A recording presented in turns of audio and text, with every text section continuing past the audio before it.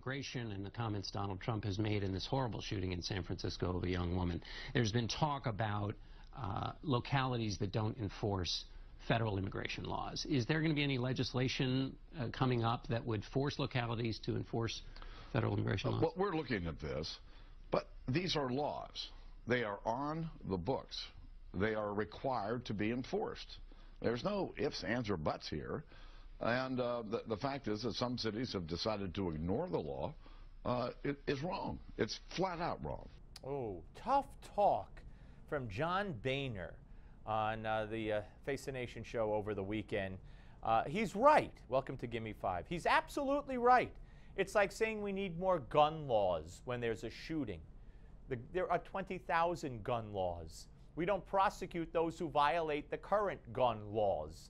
And you know, these murderers, for the most part, don't get these guns legally in the first place. So you know, talking about is the federal government going to pass more laws? There are already laws that aren't being followed. Now, I don't know, on this particular case, I don't know what John Boehner could do about that. Nobody does anything about it. But I'll tell you one thing, if John Boehner could do something about it, you know how much confidence I have that John Boehner would do something about it? That's the confidence level, because John Boehner does nothing about nothing. What he's good at is punishing Republicans who dare take a conservative stand against his rhino form of Republican leadership. What a disgrace the Republican leadership has become. Here's more from this interview. But what those cities would say, and what others would say, is, you know, they're overrun because there's been no federal answer to the immigration problem. The Senate passed a bill, came over to the House, and House leaders didn't do anything on immigration all of last year.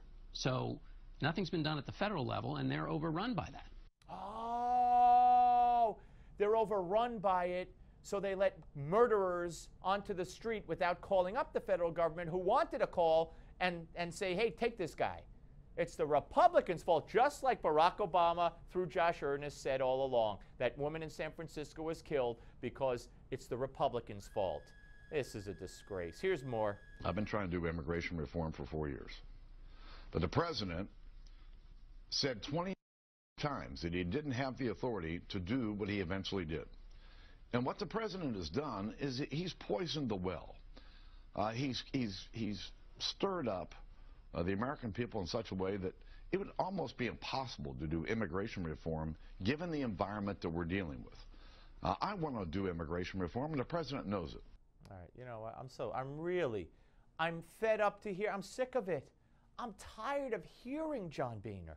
I'm tired of listening to Mitch McConnell, who crawls out of a hole every so often to weigh in like the Iran deal was signed. There was Mitch McConnell, just when you'd expect him to be there, saying just what you'd expect him to do. When these people ran for re-election, they promised us, they promised the American public they would pass bill after bill. If they took the Senate and the House, bill after bill, and put it on Obama's desk and let him sign them or veto them. Where are the bills?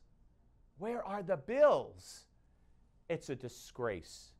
Here's some more. I asked the president about a year ago, gave him some ideas about things that should happen if he wanted to do immigration reform, and some things that he shouldn't do. Well, the president didn't take my advice, and he doubled down on these executive orders that, frankly, far exceeded his authority, and the courts have got him stopped. But he's really poisoned the well. All right. First of all, here's the thing. Didn't Boehner sue over, did that ever go through even, over the immigration executive order that Boehner and scholars testified before Congress saying it was illegal, it was unconstitutional. Obama himself said it was unconstitutional. You've now had courts that said it was unconstitutional. At that point, if you think the president's breaking the law and is subverting the Constitution of the United States, you know what you do? If you're the leader of the House and the leader of the Senate, you start impeachment. You don't go on talk shows and say the president's basically a criminal, breaking the law and subverting the Constitution. But they don't have it in them. Have a good night.